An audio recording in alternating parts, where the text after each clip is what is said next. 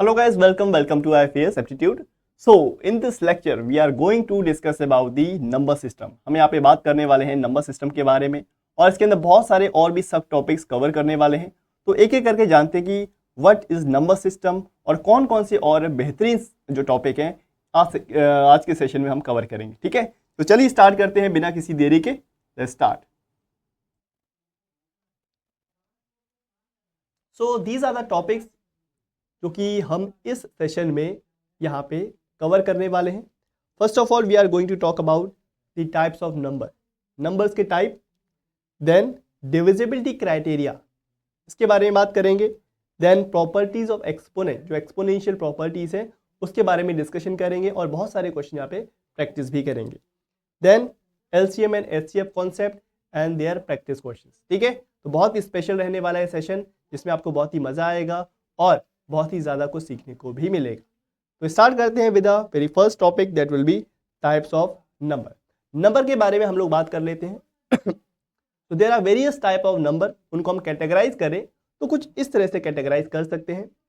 सबसे पहला और जो बेसिक टाइप है हमारा नंबर का, that is called as number, natural number. तो नेचुरल नंबर क्या होते हैं? ऐसे नंबर जो कि पॉजिटिव नंबर्स तो होते ही होते हैं और 1 से स्टार्ट होते हैं. दोज नंबर या हम कहें दोज काउंटिंग नंबर्स, जैसे आप लोग देख पा रहे हो the counting numbers 1 2 3 4 5 6, these all are natural number. जिसके अंदर जीरो और नेगेटिव टर्म्स नहीं आते हैं, those are called as natural number. जैसे कि आप यहाँ पे देख पा रहे हो ओनली पॉजिटिव नंबर्स होंगे और कहाँ से स्टार्ट होंगे? 1 से स्टार्ट होंगे और आगे की तरफ इंक्रीज करते चले जाएंगे 1 2 3 4 5 6 इस तरह से. These are called as natural number. बहुत ही सिंपल है, इसमें कुछ दिक्कत परेशानी समस्या नहीं होगी, आई होप. ठीक है. नेक्स्ट अगली टाइप का जो हमारा नंबर है that is called as whole number. Whole number मतलब जो भी हमारे नेचुरल नंबर है इसमें अगर मैं जीरो को भी इंक्लूड कर देता हूं तो वो जो नंबर की जो कैटेगरी है उसको हम क्या कहते हैं? उसको हम कहते हैं भाई होल नंबर. मान लेते हैं इन्हीं नंबर के अंदर 1 2 3 4 5 ये जो नेचुरल नंबर है ना, इसमें अगर मैं जीरो को भी इंक्लूड कर दूंगा तो ये सारे के सारे नंबर कहलाएंगे होल नंबर. क्लियर है? तो जीरो भी एक हमारा क्या है? होल नंबर है. Next integers. जो इंटीजर्स हैं, पता है इंटीजर्स, इंटीजर्स के अंदर सारे के सारे नेचुरल नंबर, होल नंबर और निगेटिव नेचुरल नंबर्स भी आते हैं. ध्यान से देखो, नेचुरल नंबर तो आएगा ही आएगा, जीरो भी आएगा और निगेटिव नेचुरल नंबर भी आएंगे. यानी कि जो भी हमारा एग्जाम्पल था ना, ये हमारे नेचुरल नंबर, इसको मिला दिए तो होल नंबर बन जाएंगे और साथ ही साथ जो निगेटिव नेचुरल नंबर हैं इनको भी अगर मैं इसमें इंक्लूड कर दूं तो सारे के सारे नंबर कहलाएंगे हमारे इंटीजर्स. तो सारे के सारे नेचुरल नंबर हमारे इंटीजर्स होंगे, सारे के सारे होल नंबर भी हमारे इंटीजर्स होंगे. ये चीज़ आपको थोड़ी सी समझनी चाहिए. ठीक है, तो नेचुरल नंबर 1 2 3 4 5 6, होल नंबर के अंदर जीरो भी इंक्लूड कर देते हैं और इंटीजर्स के अंदर जीरो और नेगेटिव नेचुरल नंबर भी आ जाते हैं. तो इसको हम क्या कहेंगे? These are called as integers. Is it clear to all of you? बात समझ में आ गई ना? ठीक है.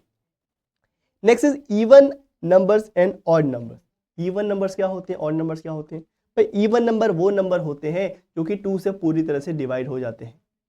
ऑड नंबर वो नंबर होते हैं जो कि 2 से डिवाइड नहीं हो पाते हैं. तो this is the basic criteria of calculating और फाइंडिंग द इवन और ऑड नंबर. ये तो सभी को पता है, बच्चे को पता है कि सर इवन नंबर जैसे कि 2 है, 4 है, 6 है, 8 है. ऑड नंबर सर 1 हो गया, 3 हो गया, 5 हो गया, 7 हो गया. तो इसमें ऐसी कोई खासी दिक्कत नहीं है आपको. तो this will be called as even number and odd number. यहाँ तक क्लियर है? चलो आगे बढ़ते हैं अपने नेक्स्ट टाइप पे, दैट इज प्राइम नंबर. भाई प्राइम नंबर क्या होता है?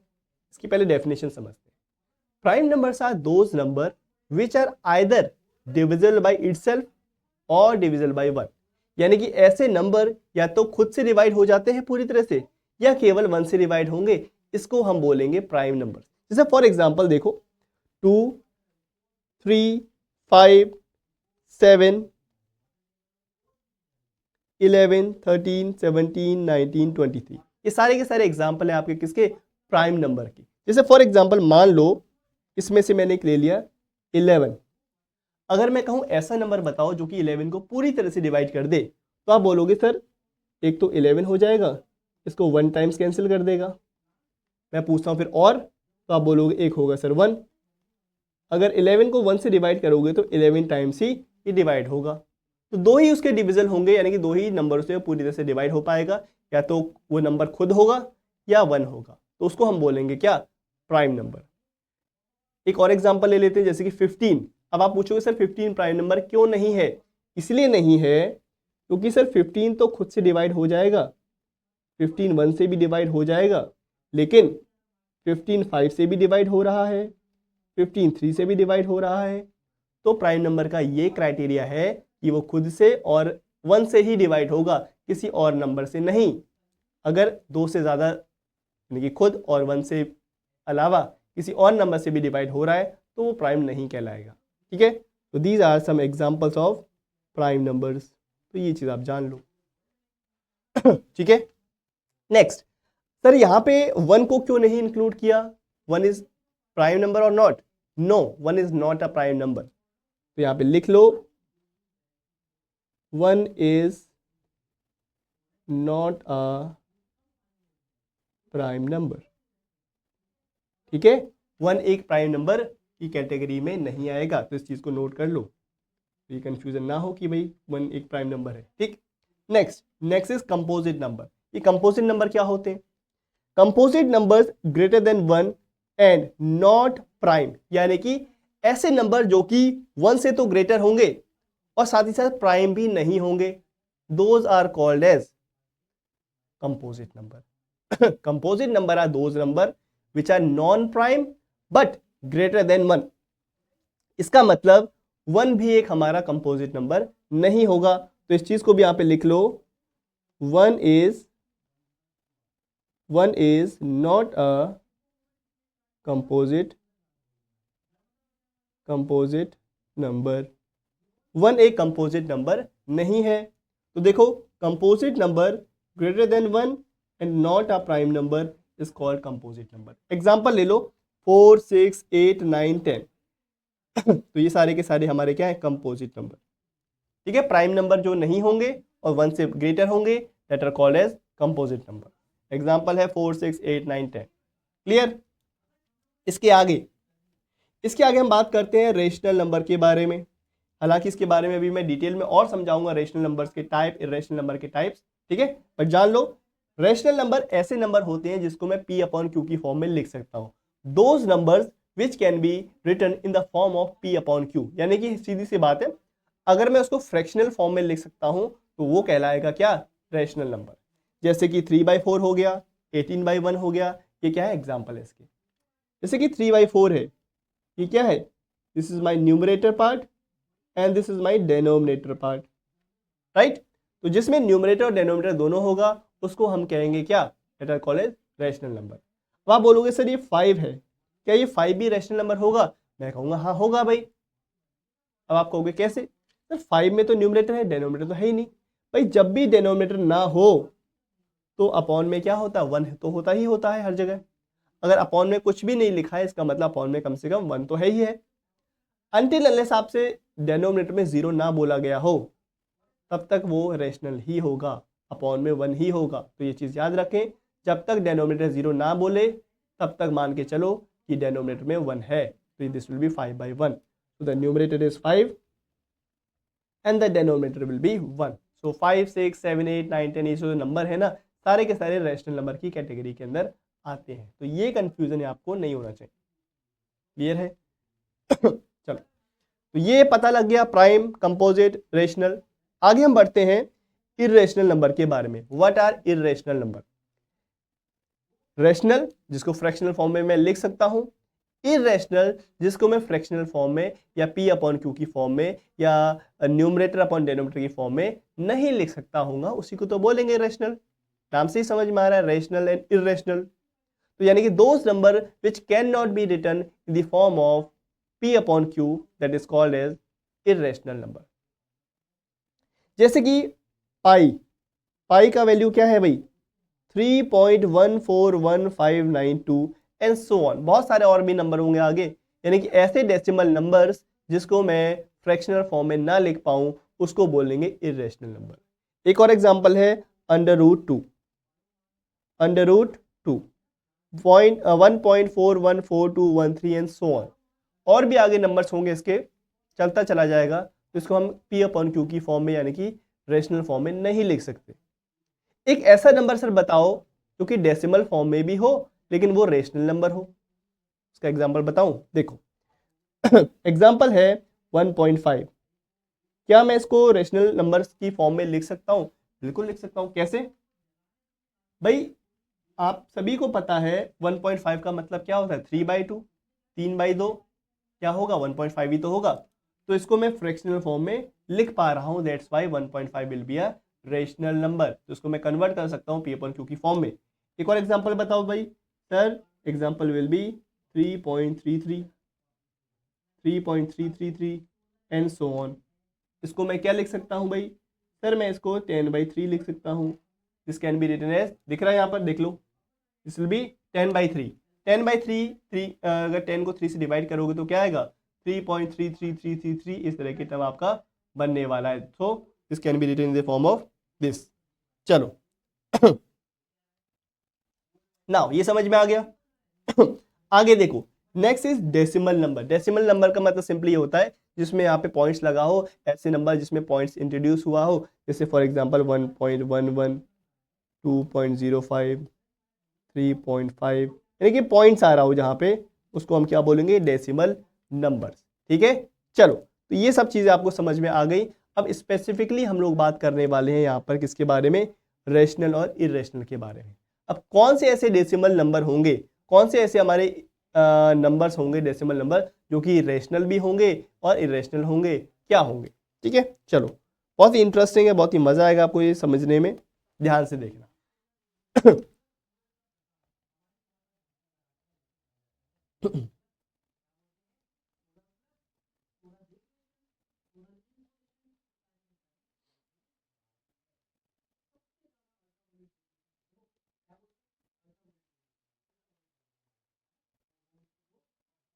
Here we have rational number and here we have irrational number। ठीक है,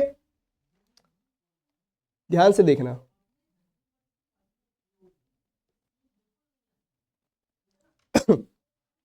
अगर मैं बात करता हूं यहां पे, अगर मैं यहां पे बात करता हूं रेशनल नंबर की, तो ऐसे numbers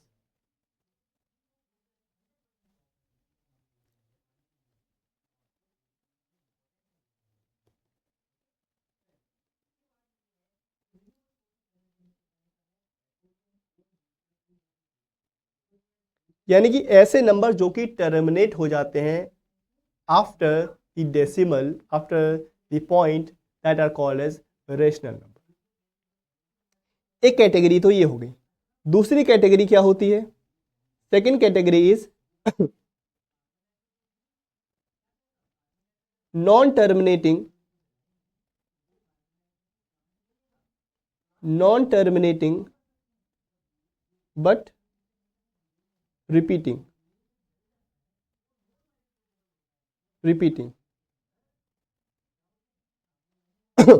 non terminating but repeating number को हम क्या कहते हैं, that are called as,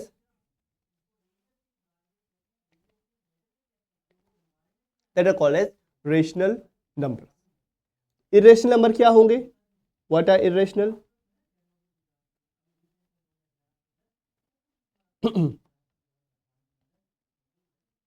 non terminating, non terminating and non repeating, non repeating. Non terminating non repeating terms को क्या बोलते हैं? We call it irrational number. Example से मैं समझाऊंगा तो आपको अच्छे से समझ में आ जाएगा। टर्मिनेटिंग टर्म्स, जैसे कि एक एग्जाम्पल मैंने आपको बताया था, जैसे कि क्या हो गया 1.5। टर्मिनेटिंग का मतलब क्या होता है, पहले समझो। टर्मिनेटिंग का मतलब होता है क्या हो जाना, एंड हो जाना, खत्म हो जाना, टर्मिनेट हो जाना, एंड हो जाना। पॉइंट्स के बाद 5 आ रहा है, इसके आगे कोई भी और टर्म नहीं आ रहा है, यानी कि पॉइंट के बाद केवल 5 ही आ रहा है, तो ये क्या हो गया, टर्मिनेट हो गया। 5 के आगे और कोई भी फर्दर टर्म्स नहीं आएगी, that is called as terminating term. और एग्जांपल ले लो, और एग्जांपल है भाई 2.55, this is also a example of terminating term. क्यों, इसको मैं रेशनल फॉर्म में कैसे लिख सकता हूं, मैं इसको 3/2 लिख सकता हूं। 2.55 को आप टर्मिनेटिंग रेशनल फॉर्म में कैसे लिख सकते हो, 2 पॉइंट अगर हटा दोगे अपॉन में क्या आएगा, 00 आएगा, तो आप फाइनली इसको क्या लिख सकते हो, 51/20। This is also an example of rational number. तो these are some terminating terms which can be written in the form of P upon Q, so these are called as rational number. अब example इसके देखो, non terminating, जो terminate नहीं हो रहे, खत्म नहीं हो रहे पॉइंट के बाद, लेकिन रिपीट कर रहे हैं, तब भी वो कहलाएंगे हमारे रेशनल नंबर। फॉर एग्जाम्पल देखो, एग्जाम्पल है हमारा 3.3333।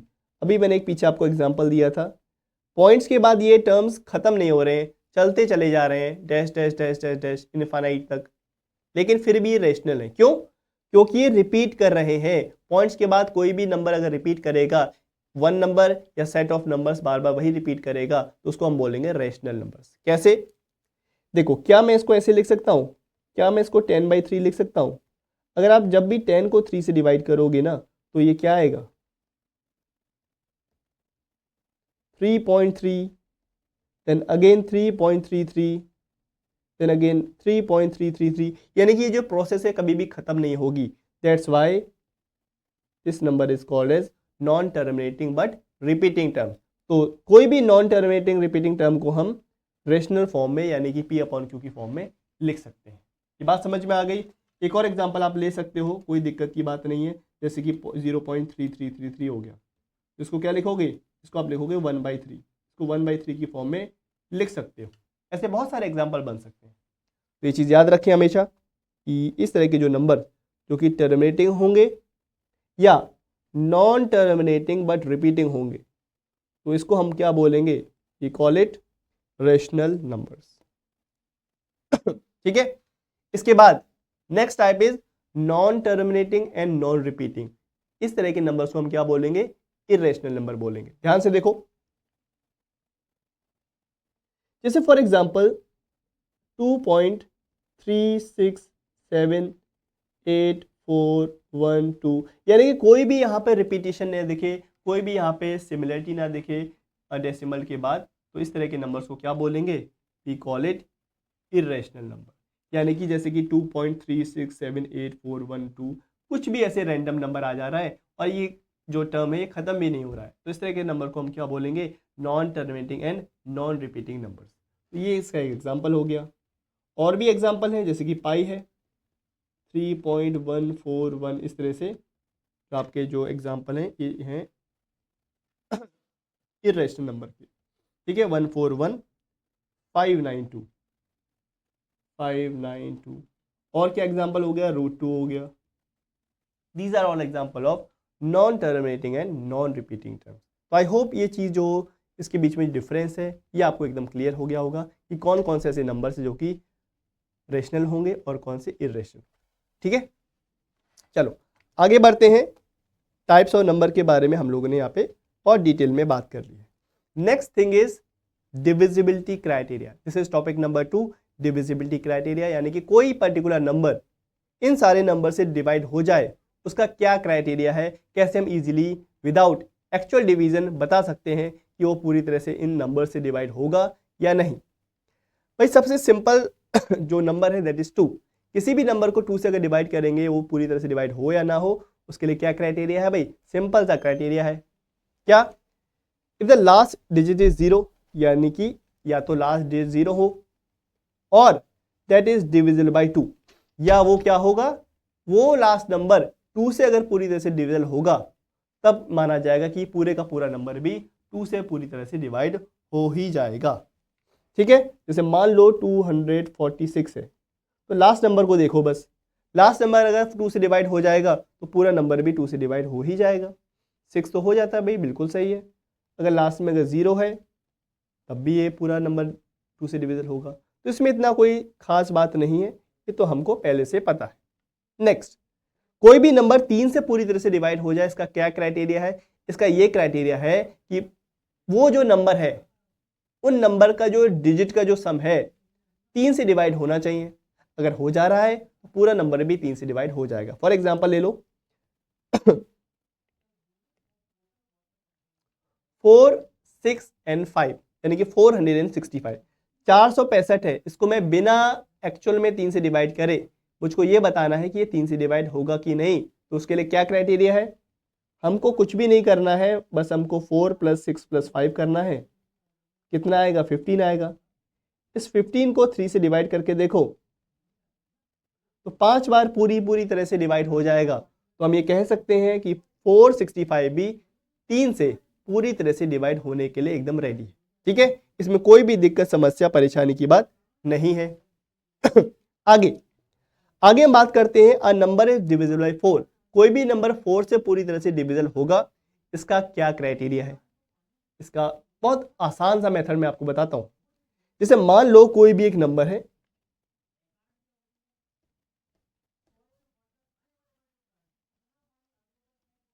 ठीक है, एक बड़ा सा नंबर मैंने ले लिया, जिसे 6 डिजिट नंबर। तो without actual division of whole number with 4 we can easily tell कि भाई ये नंबर 4 से डिवाइड हो जाएगा।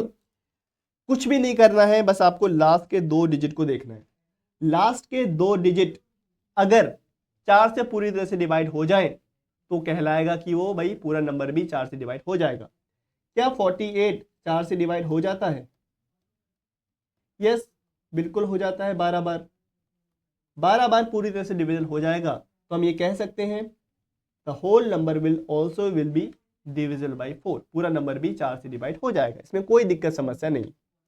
या तो ये क्राइटेरिया हो या लास्ट में डबल जीरो आ रहे हो। जैसे फॉर एग्जांपल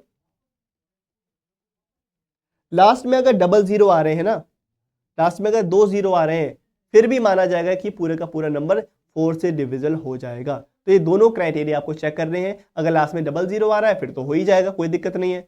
अगर लास्ट में 2 जीरो नहीं है, लास्ट में जो भी 2 टर्म है उसको 4 से डिवाइड करके देखो। जैसे मान लो इस तरह से कोई टर्म है आपके पास, ठीक है, इस तरह से कोई टर्म है, तो लास्ट के 2 नंबर्स को देखो। जैसे 20 लिखा है, 20 को अगर 4 से डिवाइड करोगे तो डिवाइड हो जाएगा ना। तब आप इसको डिवाइड करके देखो 4 से, अगर हो जा रहा है तो पूरा नंबर भी 4 से डिवाइड हो जाएगा। अगर लास्ट में डबल जीरो आ रहे हैं तो फिर कुछ चेक करने की जरूरत ही नहीं है, फिर तो मान सकते हो कि हाँ भाई पूरा नंबर डिवाइड हो जाएगा। अगर लास्ट में 48 आ रहा है इस तरह से, दोनों नॉन जीरो डिजिट है, तो आप उसको डिवाइड करके देख लो। तो this will be the criteria for 4। Simple, clear हो गई बात? कोई दिक्कत, समस्या, परेशानी तो नहीं है यहाँ पे। Next, a number is divisible by 5। कोई भी नंबर 5 से पूरी तरह से डिविजिबल होगा, इसका क्राइटेरिया क्या है? भाई लास्ट में या तो 5 आए या लास्ट में 0 आए, तो हम मान सकते हैं कि पूरे का पूरा नंबर 5 से पूरी तरह से डिवाइड हो जाएगा। If the last digit is 0 और 5, then we can say that whole number will be divisible by 5। जैसे मान लो 5 1 2 लास्ट में 0 आ रहा है, तो 5120 विल बी डिविजिबल बाय 5। अगर लास्ट में 5 आ रहा है तब भी ये 5 से डिवाइड हो जाएगा। तो इसमें भी ऐसी कोई खास बात नहीं है। क्लियर हो गई बात? आगे आगे हम बात करते हैं कि कोई भी नंबर 6 से डिवाइड हो जाए उसके लिए क्या क्राइटेरिया है? What is the criteria? तो इसका सिंपल सा क्राइटेरिया है कि वो पर्टिकुलर नंबर 2 से डिविजिबल होना चाहिए, साथ ही साथ 3 से भी डिविजिबल होना चाहिए। अगर दोनों नंबर से डिविजिबल है तो मान सकते हैं हम वो 6 से भी डिविजिबल हो जाएगा। भाई 6 का मतलब क्या होता है? 6 का मतलब होता है 2 × 3। तो हमको दोनों का डिविजिबिलिटी क्राइटेरिया चेक करना पड़ेगा। अभी हमने ऊपर 2 और 3 का डिविजिबिलिटी क्राइटेरिया चेक किया था, उसी तरह से 2 और 3 का डिविजिबिलिटी क्राइटेरिया चेक करो। अगर दोनों से वो पूरी तरह से डिवाइड हो जाएगा तो इसका मतलब 6 से भी डिवाइड हो ही जाएगा। ठीक है, जैसे फॉर एग्जाम्पल मान लो 216 है, तो 216 6 से डिवाइड हो जाएगा। कैसे पता लगेगा? 2 का डिविजिबिलिटी क्राइटेरिया चेक करो, लास्ट डिजिट अगर 2 से डिवाइड हो जाएगी यानी कि बिल्कुल हो जाएगी 6 2 से डिवाइड। 3 का डिविजिबिलिटी क्राइटेरिया चेक करो, 2 + 1 + 6 कितना हो जाएगा? 6 7 8 9। क्या 9 3 से डिवाइड हो जाता है? बिल्कुल हो जाता है। यानी कि 2 के लिए भी क्लियर है, 3 के लिए भी क्लियर है। यानी कि 216 6 से पूरी तरह से डिवाइड होने के लिए एकदम रेडी है। क्लियर हो गई बात? तो 2 से भी चेक कर लो और 3 से भी चेक कर लो। अगर दोनों का क्राइटेरिया एकदम मैच कर रहा है, दोनों का क्राइटेरिया एकदम राइट है, तो यानी कि ये भी पूरी तरह से डिविजिबल फिर हो ही जाएगा। ठीक है, चलो, तो ये चीज़ आपको एकदम क्लियर हो गई। मुझे नहीं लगता यहाँ पे कोई दिक्कत समस्या आपको परेशानी अब होनी चाहिए। चलो आगे बढ़ते हैं अब।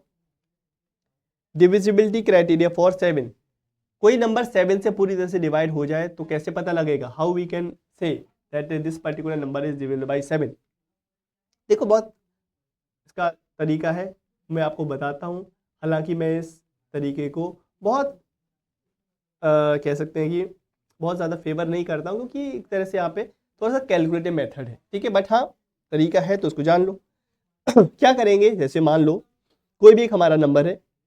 If the number follows the given condition, अगर ये कंडीशन फॉलो कर रहा है तो वो पूरी तरह से 7 से डिवाइड हो जाएगा। Double the last digit, last digit को आप क्या कर देना है, डबल कर देना है।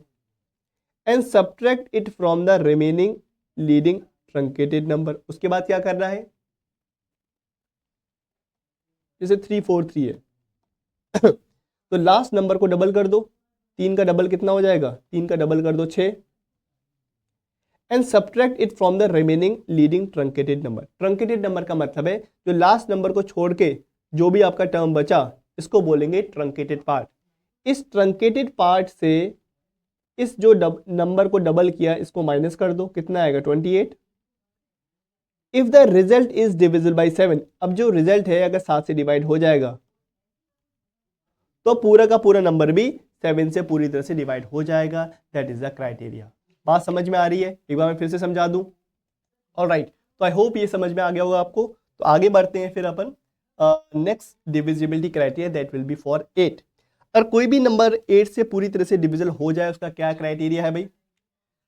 If the number formed by the last 3 digit are divisible by 8, यानी कि कोई भी एक नंबर है उसके लास्ट 3 डिजिट अगर पूरी तरह से 8 से डिविजिबल हो जाएंगे तो हम मान सकते हैं कि पूरा का पूरा नंबर भी 8 से डिवाइड हो ही जाएगा। ठीक है, तो कोई भी एक नंबर ले लो, लेकिन हाँ ये चीज़ है कि भाई वो नंबर अगर 5 डिजिट 6 डिजिट है ना, उसके लिए बिल्कुल इफेक्टिव ही तरीका है। अगर 3 ही डिजिट है या 2 डिजिट है तो फिर वो तरीका वहाँ पे इतना अच्छे से इफेक्टिवली वहाँ पे हम नहीं लगा सकते।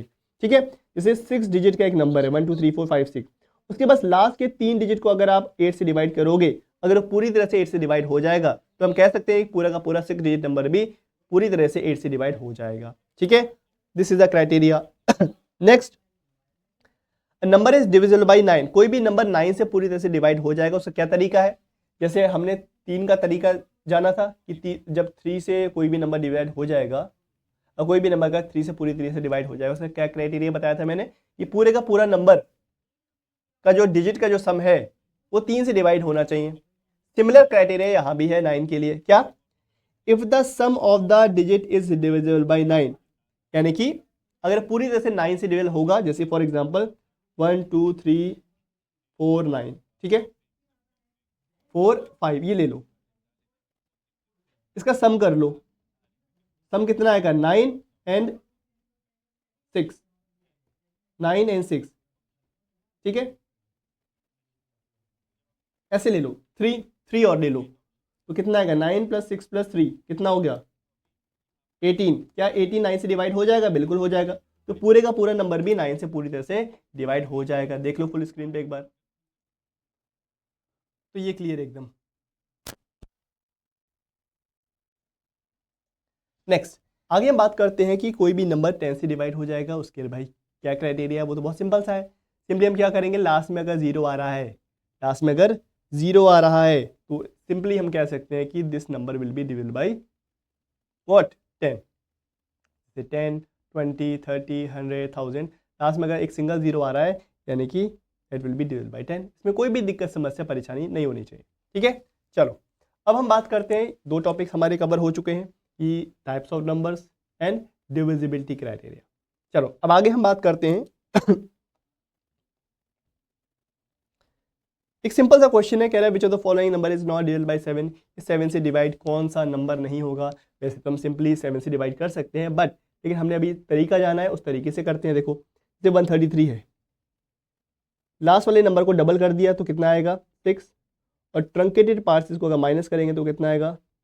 7, तो 7 से पूरी तरह से डिवाइड हो जाएगा ना, तो इसका मतलब पूरा नंबर भी 7 से डिवाइड हो जाएगा। 273 को ट्राई करो, नॉट कह रहा है, नॉट, 3 का डबल 6, 27 में से 6 को माइनस किया कितना आएगा 21, क्या 21 डिवाइड बाई 7 करूँगा तो डिवाइड हो जाएगा, बिल्कुल हो जाएगा। नेक्स्ट 167, 7 का डबल कर दो 14, 16 माइनस 14 विल बी 2, पर ये नहीं होगा डिवाइड, यानी कि 167 will be the right answer. Clear हो गई बात, बहुत ही सिंपल सा तरीका मैंने आपको बताया है इसको कैलकुलेट करने का। चलो आगे हमारा टॉपिक रहेगा that will B properties of the exponents, यानी कि जितनी भी पावर वाली टर्म्स है उनकी जो प्रॉपर्टीज है वो हम यहाँ पे डिस्कस करने वाले हैं। तो आप फटाफट से यहाँ पर ध्यान दीजिए, जो भी अभी हमने करा है वो चीज़ आपको उम्मीद है कि आपको पूरी तरह से समझ में आ गई होगी। Now we are going to talk about properties of the exponents. चलो, तो प्रॉपर्टीज ऑफ एक्सपोनेंट्स में हम बात करें तो एक्सपोनेंट्स का मतलब क्या होता है, पावर्स। किसी नंबर की कुछ पावर है, जैसे कि 5 की पावर 4, यहाँ पे लिखा हुआ है 5 to the raise to the power 4। यहाँ पे जो पावर है इसको हम क्या बोलते हैं, एक्सपोनेंट बोलते हैं, पावर बोलते हैं या इंडेक्स बोलते हैं, एक ही बात है। एक्सपोनेंट बोलो, पावर बोलो, चाहे हम इसे इंडेक्स बोलें। नाउ ये है हमारा base number, this is called as base number, यानी कि जो बेस है, यानी कि जिसकी पावर है, वो जो नंबर है जिसकी पावर है उसको हम बोलेंगे बेस नंबर। जैसे 5 टू दी पावर 4 है, इसको मैं क्या लिख सकता हूँ, 5 टू दी पावर 4 को मैं लिख सकता हूँ 5 इंटू 5 इंटू 5 इंटू 5, यानी कि 625। The exponent of a number shows how many times the base number is being multiply, यानी कि एक्सपोनेंट क्या शो करता है कि जो बेस नंबर है उसको कितनी बार मल्टीप्लाई किया गया है। 5 को कितनी बार मल्टीप्लाई किया गया है, 4 बार, 1 2 3 4। 5 की पावर 10 होती तो, लेकिन 5 को 10 बार मल्टीप्लाई किया गया 5 से, 5 इंटू 5 इंटू 5 कितनी बार, 10 बार। तो this is called as exponents. अब इन एक्सपोनेंट्स की कुछ हमारी प्रॉपर्टी होती है, उस प्रॉपर्टी को एक एक करके हम लोग यहाँ पे डिस्कस करते हैं, बहुत ही मजा आने वाला है, तो फटाफट से देखते हैं। एक्सपोनेंशियल प्रॉपर्टीज में सबसे पहली प्रॉपर्टी कहलाती है क्या, ये। वैसे तो बहुत सारी प्रॉपर्टीज हैं, एक एक करके हम इसको डिस्कस करेंगे, ठीक है। सबसे पहली जो प्रॉपर्टी है that is x to the power 0 is equal to 1, ठीक है। इसको हम बात करते हैं कि x की पावर जो 0 होती है वो क्या होती है भाई, 1 के बराबर होती है। x to the power 0 is equal to 1। अब इसको पहले प्रूव कर लेते हैं, how x to the power 0 is 1। किसी भी नंबर की पावर 0 1 के बराबर कैसे होगी। जैसे मान लो कि 2 की पावर 0 है, ये 1 के बराबर होगा, क्यों, what is the reason behind this.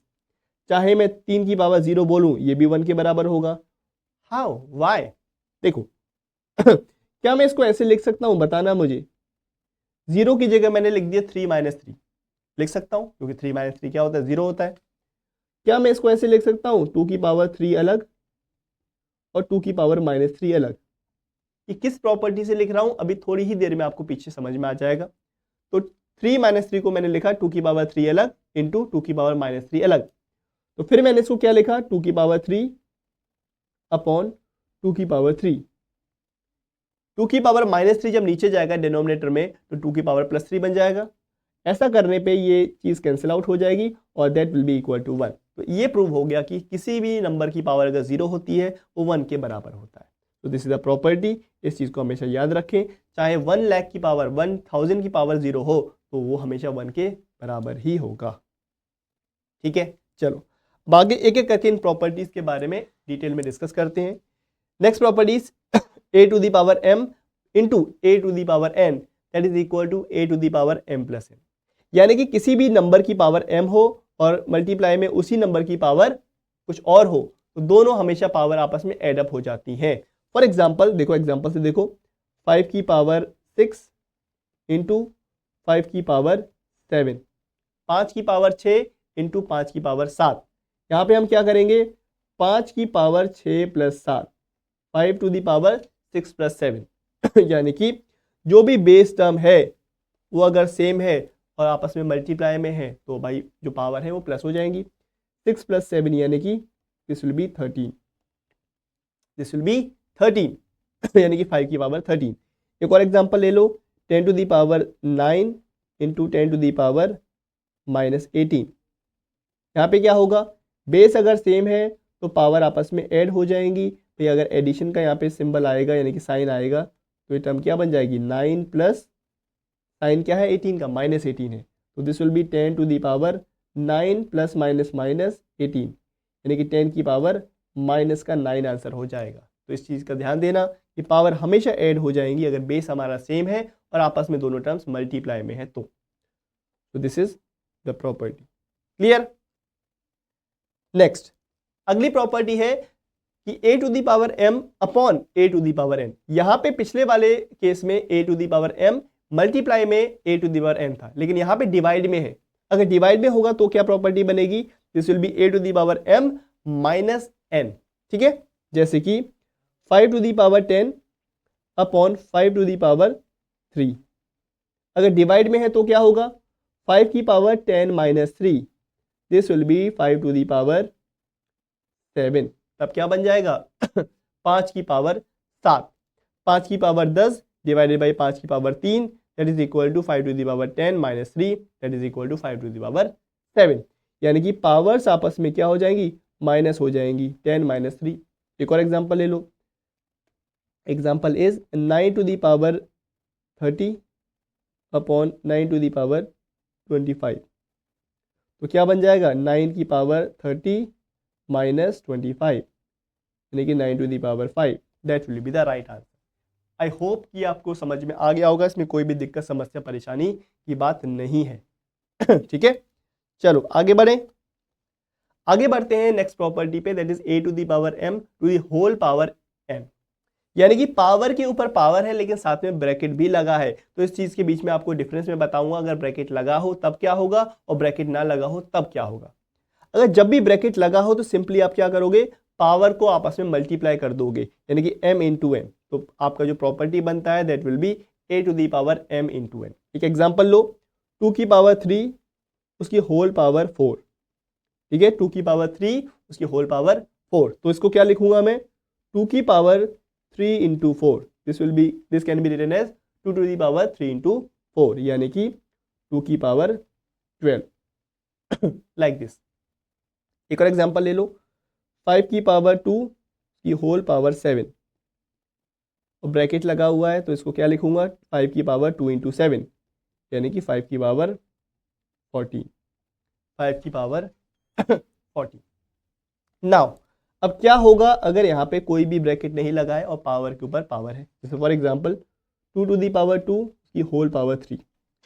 अगर इन जनरल देखा जाए, अगर यहाँ पे ब्रैकेट लगा होगा माना इस तरह से, तो ये तो सिंपली 2 इंटू 3 हो जाएगा यानी कि 6 हो जाएगा, 2 की पावर 6। लेकिन बाई चांस मान लो अगर ब्रैकेट ना लगा हो तो क्या, 2 की पावर 3 हो तब क्या तब ये कि भाई 2 की पावर 3 है टर्म, तो ये है। ब्रैकेट अगर नहीं लगाए तो हमको क्या करना है, इसको ऊपर से सॉल्व करना है। We have to solve it from here. इसको हम यहाँ से सॉल्व करने वाले हैं।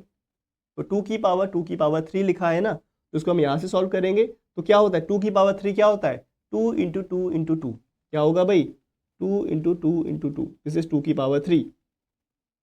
तो फाइनली हमारे पास टर्म क्या बन जाएगा, 2 की पावर 8। तो अगर ब्रैकेट लगा है तब ये सोल्यूशन होगा, अगर ब्रैकेट नहीं लगा है तो ये सोल्यूशन होगा।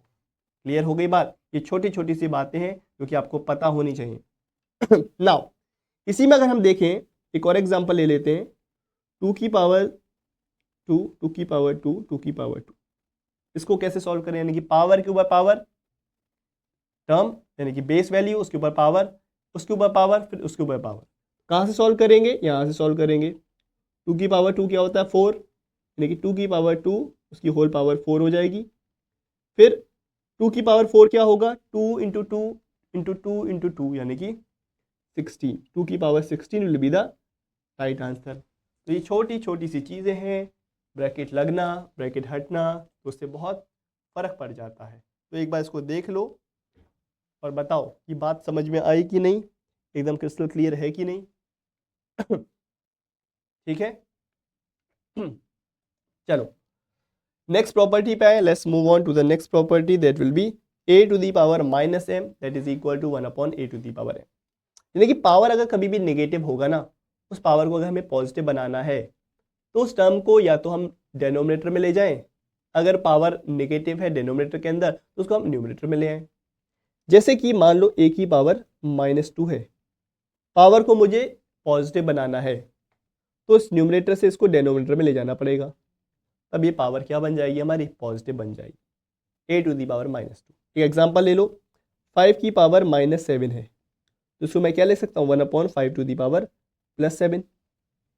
ठीक है, सिमिलरली अगर इस तरह से पावर है 2 की पावर 3/5 की पावर -4, -4 को मुझे +4 बनाना है तो 2 की पावर 3 तो ऑलरेडी ऊपर है, इनटू इसको मैं लिख सकता हूँ 5 की पावर +4, तो -4 को ऊपर लेके जाऊंगा, 5 की पावर -4 को ऊपर लेके जाऊंगा तो मल्टीप्लाई में 5 की पावर +4 बन जाएगा। So this will be the property. ठीक है, इज इट क्लियर, एकदम बात समझ में आ गई, इसमें कोई दिक्कत समस्या परेशानी तो नहीं है, बताएं। ठीक है, चलिए अगली प्रॉपर्टी कहती है a to the power 1/n, यानी किसी भी नंबर की पावर अगर हमारी फ्रैक्शन में है, 1/n की फॉर्म में है, तब उसका जो वैल्यू है वो क्या होगा, दैट विल बी √a और बाहर है n। जैसे फॉर एग्जांपल मान लो, इसको एग्जांपल से अच्छे समझ में आएगा, जैसे कि मान लो कि 64 टू दी पावर 1/2 है, 64 की पावर अगर 1/2 है तो उसको मैं कैसे लिख सकता हूँ, √64 और बाहर क्या 2, क्योंकि 1/2 है ना, तो नीचे जो भी फ्रैक्शनल वैल्यू होती है, जो डिनोमिनेटर में टर्म होता है वो हमेशा n बन जाता है। ठीक है, तो यानी कि 64 का मतलब क्या है, 8 × 8, तो 2 ये डिनोट करता है कि कितने नंबर्स ऑफ पेयर अंदर बन रहे हैं, 2 पेयर बनेंगे 8 × 8 का तो 64 बनेगा, तो this will be what, answer will be 8। तो 64 की पावर 1/2 एक तरह से क्या है, √64 ही तो है, दैट विल बी 8। एक और एग्जांपल ले लो, अगर 64 को मैं लिखता हूँ पावर 1/3 तो इसको क्या लिखोगे आप, √64 और बाहर क्या 3, यानी कि एक तरह से क्या है, क्यूब रूट है, तो अंदर 64 के 3 पेयर बनाने पड़ेंगे, तो कैसे बनेंगे, 4 × 4 × 4 दैट विल बी 64, तो आंसर विल बी 4। तो अगर ये रूट हटाओगे तो अंदर केवल एक सिंगल टर्म निकल के आएगा बाहर, दैट विल बी 4। तो this is the property, clear है। तो आई होप ये चीज़ समझ में आ गई होगी, इसमें ऐसी कुछ खासी दिक्कत नहीं है, परेशानी। तो दीज आर सम प्रॉपर्टीज। बाकी a की power 0 that is equal to 1 कैसे होगा, ये अभी मैंने थोड़ी देर पहले आपको पीछे बताया था। ठीक है, तो चलो आगे ये क्वेश्चन हम करेंगे इन प्रॉपर्टीज के ऊपर बेस्ड, कुछ सवाल भी तो हमको करने हैं। ठीक है, चलो उन क्वेश्चन को करेंगे, तो let's start.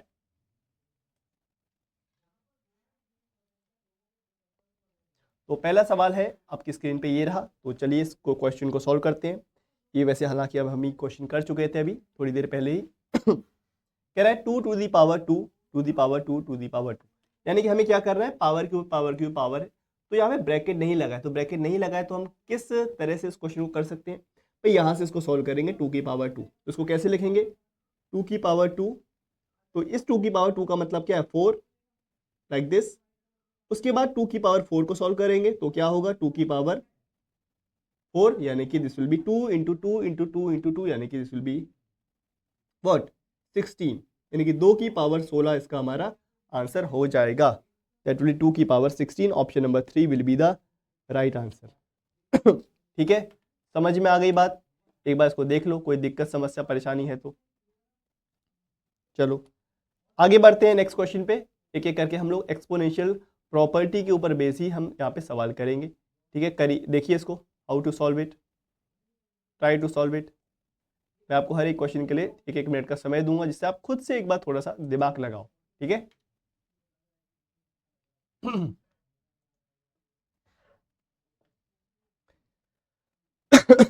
16 to the power 0.16 into 2 to the power 0.36 that is equal to what, ये किसके बराबर होगा ये हमको बताना है। अब देखो हमने यहाँ पर प्रॉपर्टीज पढ़ी हैं, उन्हीं का यहाँ पे हेल्प लेना है।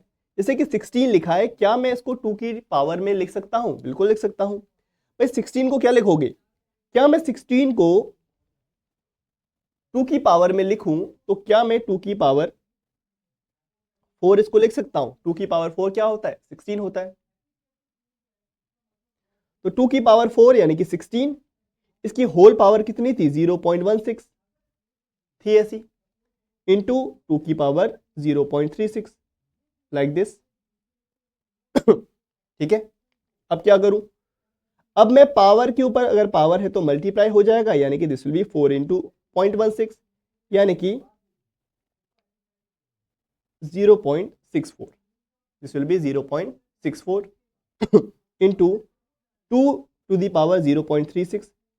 क्या मैं इसको पावर और पावर आपस में प्लस कर दूं, क्योंकि जो बेस वैल्यू है, बेस अगर सेम होगा तो पावर आपस में प्लस हो जाएंगी, पावर आपस में क्या हो जाएंगी भाई, प्लस हो जाएंगी। 0.64 plus 0.36 that will be equal to 2 to the power 0.6 7 8 9 10, यानी एक तरह से 0.64 प्लस 0.36 ये कितना हो जाएगा, 2 की पावर 1, यानी कि आंसर विल बी 2। आंसर कितना आ गया भाई, 2 आ गया, यानी कि option number 4 will be the right answer. Is it clear? कोई दिक्कत समस्या परेशानी है कोई इसमें तो बताएं। आगे बढ़े। तो ये तो बिल्कुल सस्ता सा सवाल है, बिल्कुल बेसिक सा सवाल है, इसमें आई डोंट थिंक ये आपको प्रॉब्लम हुई होगी। चलो भाई आगे बढ़ लेते हैं फटाफट से। अगला सवाल आपकी स्क्रीन पे ये रहा, देखो भाई इसको। 3 to the power x plus 8 that is equal to 27 to the power 2x plus 1, then find the value of x। हमको क्या करना है, x का वैल्यू फाइंड करना है। हमको यहाँ पे x का वैल्यू फाइंड करना है, कैसे करेंगे, how to find the value of x, quickly देखो।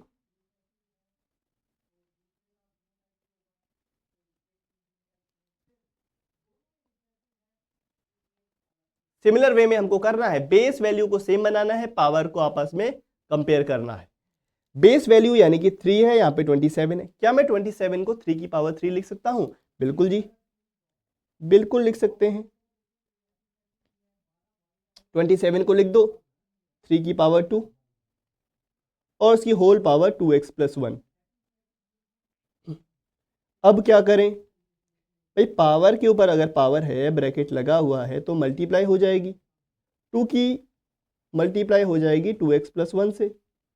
भाई अगर बेस सेम है तो पावर आपस में इक्वल हो जाएगी, बेस अगर सेम है तो पावर आपस में इक्वल हो जाएगी, तो 2 का मल्टीप्लाई अगर अंदर करोगे तो 4x प्लस 2 आ जाएगा, और यहाँ से x का वैल्यू अगर निकालना चाहोगे तो 8 माइनस 2 यानी कि 6, 4x माइनस x यानी कि 3x, तो x का वैल्यू हो जाएगा 2। x का वैल्यू हो जाएगा यहाँ से 2। तो ये सवाल हो गया, ठीक। आगे बढ़ा जाए अगले सवाल पे। आई डोंट थिंक कोई दिक्कत यहाँ पे हो रही होगी आपको। चलो भाई अगले सवाल पे आए।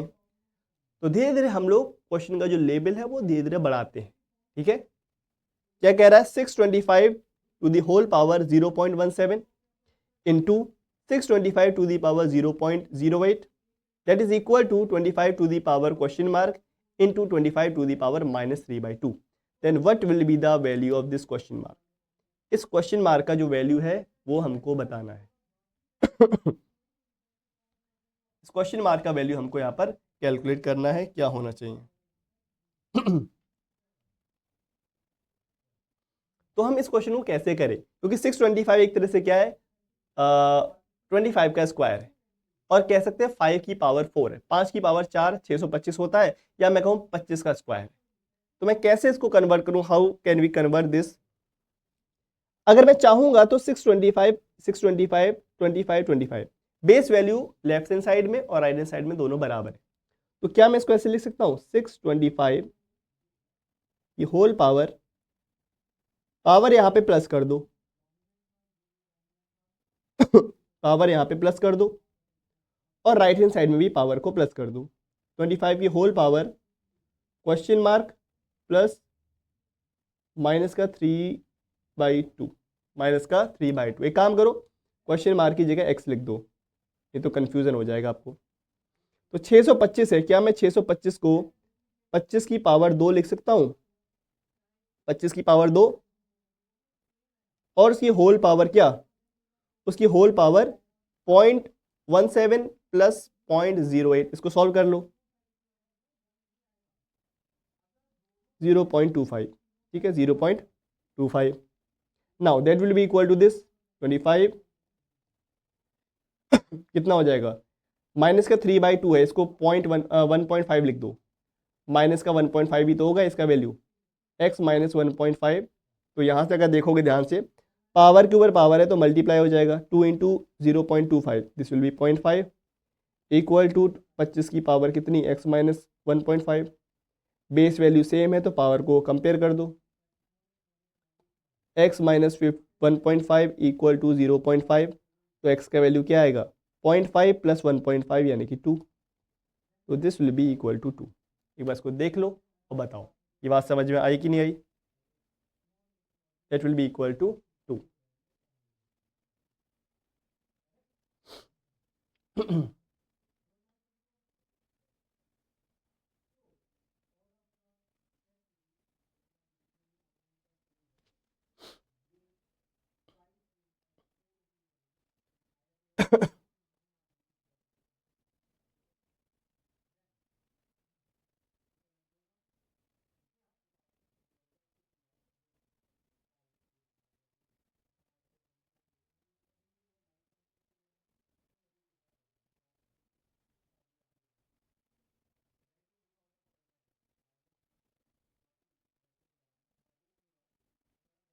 आगे बढ़े, नेक्स्ट क्वेश्चन। इस क्वेश्चन को देखो, 729 to the power 22/3 into 81 to the power x/2 that is equal to 3, then we have to find the value of x। हमें यहाँ पे x का वैल्यू फाइंड करना है। We have to find the value of x का value find करने के लिए हमको पहले इसको सॉल्व करना पड़ेगा। कैसे सॉल्व करें, 729 यानी कि 9 की पावर 3, 81 यानी कि 9 की पावर 2 और इक्वल टू में है 3। ठीक है, या तो मैं इसको 3 की पावर में लिख लूँ या तो मैं इसको 9 की पावर में लिख लूँ, एक ही बात है। अगर मैं चाहूं तो 729 को ऐसे लिख सकता हूं 9 की पावर 3, 9 की पावर 3 और उसकी होल पावर 22/3। अब मैं डायरेक्टली करता हूं, 3 को अगर मल्टीप्लाई करूंगा 22/3 से, 3 और 3 कैंसिल हो जाएगा, तो बचेगा क्या 9 की पावर 22। 81 को क्या लिखूंगा 9 की पावर 2 और 2 की होल पावर x/2। डेनोमिनेटर का 2 और न्यूमरेटर का 2 कैंसिल हो जाएगा, तो क्या बचेगा केवल x बचेगा, that is equal to 3, that is equal to 3। अब मैं यहाँ पे बेस अगर सेम है तो 9 को ऐसे लिख सकता हूँ 9 की power 22 plus x that is equal to 3, ऐसे इसको मैं लिख सकता हूँ। फिर 9 को क्या मैं ऐसे लिख सकता हूँ 9 की पावर 3 की पावर 2, 9 को लिखा मैंने 3 की पावर 2 और उस 2 की मल्टीप्लाई कर दी मैंने 22 प्लस एक्स से, तो इससे अगर मल्टीप्लाई होगा तो क्या बचेगा 44 plus 2x that is equal to 3, और 3 की पावर कितनी है 1 है। अगर यहाँ पे कुछ भी पावर नहीं है इसका मतलब पावर 1 है, तो ये दोनों आपस में बराबर हो जाएंगे, यानी कि 44 plus 2x will be equal to 1। तो 2x का वैल्यू कितना हो जाएगा 1 माइनस 44 यानी कि माइनस 43, तो x का वैल्यू हो जाएगा माइनस का 43 डिवाइडेड बाई 2 यानी कि माइनस का 21.5, माइनस का 21.5 will be the right answer, option number 2। ठीक है, एक बार इसको देख लो फुल स्क्रीन पे और मुझे बताओ।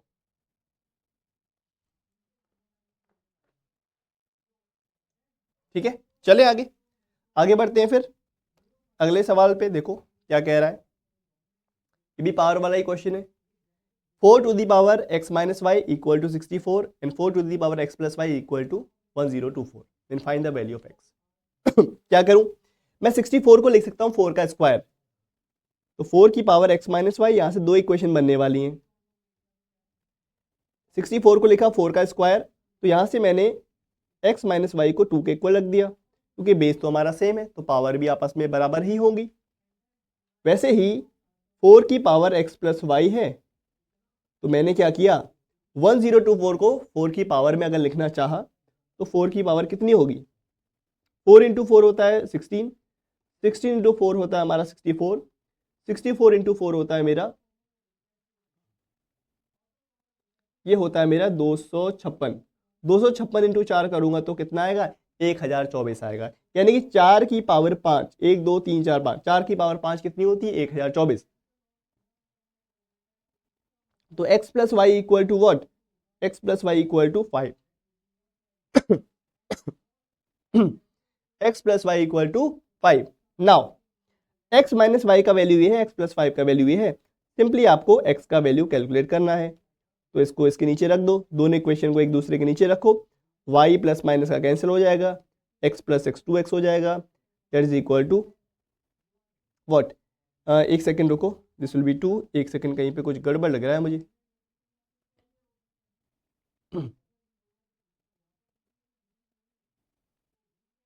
ये तो 1 2 3 4 5, ये तो ठीक है।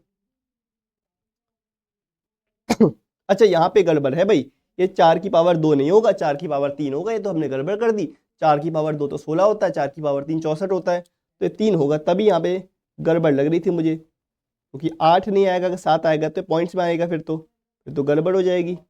एक्स का वैल्यू क्या हो गया, 4 आ जाएगा, 4 बार कट जाएगा इससे, यानी कि option number 4 will be the right answer. आ गई बात समझ में? तो that will be the right answer. चलो आगे बढ़े, let's move on to the next question. अगला सवाल आपकी स्क्रीन पे ये रहा, फटाफट से इस क्वेश्चन को देख लो एक बार। खुद से जितना आप लोग देखोगे, जितना समझोगे, उतना मेरे बताने से नहीं समझ पाओगे। मैं तो बस आपको राइट मेथड बताऊंगा, बट खुद से दिमाग लगाओगे तो आपके अंदर एक अप्रोच डेवलप होगी किसी भी नए क्वेश्चन को करने के लिए, ठीक है? क्योंकि नया क्वेश्चन आपके सामने आ जाएगा ना, फिर वो जो मैंने बताए हैं तरीके पुराने वाले, वो हमेशा काम नहीं आएंगे। नए अप्रोच तभी डेवलप होगी जब खुद से ट्राई करने की आपकी आदत पड़ेगी। चलो भाई, वीडियो को पॉज करके भी आप लोग देख सकते हो बाद में, ठीक है? कि वीडियो को पॉज कर लिया और उसके बाद क्वेश्चन को पहले ध्यान से, शुरू में समय लग रहा है, जितना समय लग रहा है कोई दिक्कत नहीं है। जब हम सीखते हैं ना किसी काम को, तब समय नहीं देखते हैं, जब उस चीज़ को अप्लाई करते हैं एग्जाम के अंदर, तब समय देखा जाता है कि आपने कितना प्रैक्टिस किया था पहले, क्योंकि एग्जाम में तो लिमिटेड टाइम रहता है। प्रैक्टिस जब करते हो ना, पहले जब सीखते हो, तो कितना भी टाइम लगे इट डजेंट मैटर, धीरे धीरे वो टाइम कम होगा जब आप प्रैक्टिस के साथ साथ उस चीज़ को सीखने लगोगे, समझने लगोगे। चलो भाई, given that A is not equal to B, A B के बराबर नहीं है और ए और बी का वैल्यू 0 से बड़ा है, ऐसा क्वेश्चन में कह रहा है। इसका कोई इतना ज्यादा इंपॉर्टेंस नहीं है, वैसे है इंपॉर्टेंस, बट यहाँ पे क्वेश्चन में इतना इंपॉर्टेंस नहीं है कि इस चीज से ही क्वेश्चन सॉल्व हो। ये चीज देने है, ये फॉर्मेलिटी होती है क्वेश्चन को देने की, ठीक है? आगे देखो, a to the power n plus 2 plus B to the power n plus 2 divided by a to the power n plus b to the power n that is equal to a into B, then we have to find the value of n। हमको n का value find out करना है। 4 option आपको दे रखे हैं। इस तरह के क्वेश्चन को करने के लिए जो ऑप्शनल मेथड है, that is the best method to solve such type of question. भाई, इस तरह के क्वेश्चन को करने के लिए जो सबसे बेहतरीन, जो कह सकते हैं जो तरीका है, वो क्या है? ऑप्शनल मेथड है, ठीक है? देखो, how to solve it, how to solve this question, फटाफट से देखो।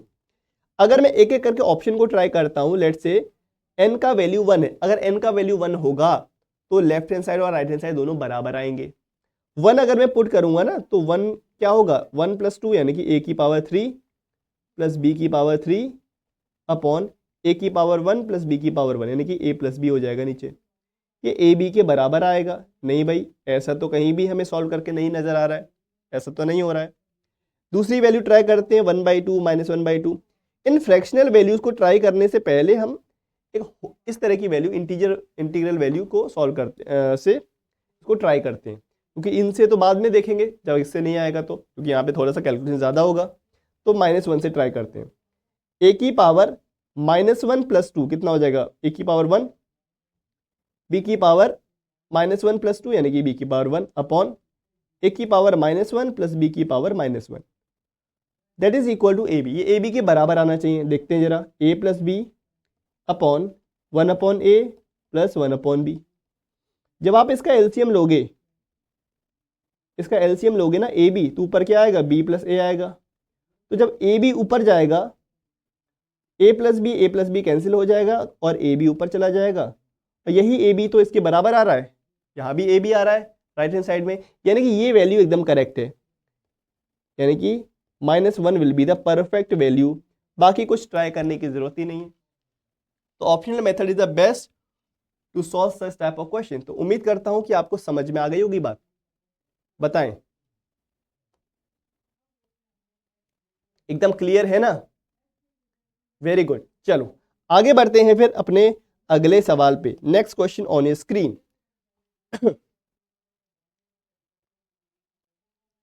विच of the following is incorrect, इन चारों में से इनकरेक्ट कौन सा है, गलत कौन सा है? यहाँ पे आपको लेफ्ट हैंड साइड में और राइट हैंड साइड में कुछ वैल्यूज दे रखी हैं, कुछ यहाँ पे एक्सपोनेंशियल टर्म्स दे रखी हैं। तो ये कह रहा है कि कौन सी वैल्यूज इनकरेक्ट है, यानी कि कौन सा ऑप्शन इनकरेक्ट है, left hand side right hand side के बराबर नहीं है, कौन से ऑप्शन में, ये हमको बताना है। विच of the following is incorrect, देखो जरा ध्यान से, 3 की पावर 1/2, 3 की पावर 1/2, 3 की पावर 1/2, इस तरह से आपको वैल्यू दे रखी है। तो ट्राई करते हैं पहले ऑप्शन को, 3/2, 3 की पावर 1/2, 1/2, 1/2, तीनों आपस में प्लस में है, तो क्या मैं इसको ऐसे लिख सकता हूं, 3 टाइम्स, 3 बार है ना, 1 2 3 बार लिखा है, तो 3 टाइम्स हो जाएगा, एक ही जैसी वैल्यू है तीनों, तो 3 टाइम्स ऑफ 3 की पावर 1/2 ऐसे में लिख सकता हूं। दैट इज इक्वल टू, यहाँ पे वही टर्म है लेकिन बीच में मल्टीप्लाई है, तो अगर मल्टीप्लाई में है तो अगर बेस सेम है तो पावर आपस में क्या हो जाएंगी, प्लस हो जाएंगी। 1/2 प्लस 1/2 प्लस 1/2 कितना हो जाएगा, half plus half plus half, यानी कि एक तरह से हो जाएगा 1.5। तो यहाँ पे 3 की पावर 1/2 है, तो 1/2 का मतलब क्या एक्चुअल में 1.5 है, सॉरी 1/2 का मतलब क्या है 0.5 है। तो अगर बेस सेम है तो पावर आपस में प्लस हो जाएंगी, 3 की पावर 1.5 हो जाएगा। तो ये दोनों आपस में बराबर है, लेकिन हमसे इनकरेक्ट पूछ रहा है, तो ये तो सही है, इसमें कोई गलती नहीं है। अगर यहाँ पे देखें 1 2 3 4, 4 टाइम्स ऑफ, इसको हम क्या लिख सकते हैं, 4 टाइम्स ऑफ 4 की पावर 1/3 ऐसे लिख सकता हूँ।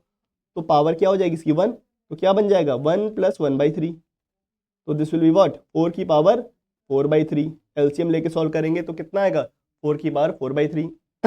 इसको सॉल्व करेंगे तो बेस तो सेम है इसका, पावर सब प्लस कर दो, पावर कितनी है 1/3 प्लस 1/3 प्लस 1/3, तो 3 एलसीएम ले लो हर जगह से, ऊपर क्या बनेगा 1 प्लस 1 प्लस 1 प्लस 1 यानी कि 4/3, 4 की पावर 4/3, यहाँ भी आ रहा है यहाँ भी आ रहा है, ये भी सही है। इसको चेक करो, 5 टाइम्स ऑफ 5 की पावर 1/4, 5 टाइम्स ऑफ 5 की पावर 1/4 की पावर 1 है, तो कितना आ जाएगा, इसको एलसीएम लेके सॉल्व करोगे तो 4 एलसीएम ले लोगे, दिस विल बी 4 प्लस 1 5, यानी कि 5 की पावर 5/4। इसको सॉल्व करो, इसका बेस सबका सेम है तो पावर ऐड कर दो, 1/4 plus 1/4 plus 1/4 plus 1/4 plus 1/4, 4 LCM ले लो तो ऊपर आ जाएगा 1 प्लस 1 प्लस 1, 5 बार आ जाएगा, यानी कि दिस विल बी इक्वल, ये भी सही है। तो एक ही ऑप्शन बचा है, ऑप्शन नंबर 4, यही गलत हो जाएगा, चेक करके देख लो। 2 3 4 5 6, इसको हम लिख सकते हैं 6 टाइम्स ऑफ 6 की पावर 1/6, इसकी पावर 1 है तो 6 की पावर कितनी हो जाएगी 1 प्लस 1/6, यानी कि 6 की पावर 7/6। 1 2 3 4 5 6, 6 बार लिखा है, तो 6 की पावर अगर 6 एलसीएम लूंगा तो ऊपर 1 1 1 कितनी बार आएगा, 6 बार आएगा, ये तो कैंसिल हो जाएगा, तो कितना आएगा यहाँ पे केवल 6 आएगा, यहाँ पे कितना आ रहा है 6 7/6, इसलिए ये वाला रॉन्ग होगा, that will B option number 4। तो आई होप ये चीज़ आपको समझ में आ गई होगी, ठीक है। तो इस तरह के क्वेश्चन आपको प्रैक्टिस करने हैं, हम लोग कुछ और क्वेश्चन की भी प्रैक्टिस करेंगे, लेकिन इस दूसरे टाइप के क्वेश्चन होंगे, लेकिन वो नेक्स्ट सेशन में करने वाले हैं। आज के सेशन में इतना ही रखते हैं, till then thank you so much guys, keep practising, practice करते रहो, वही एकमात्र उपाय है। तो मिलेंगे, till then thank you so much and happy learning.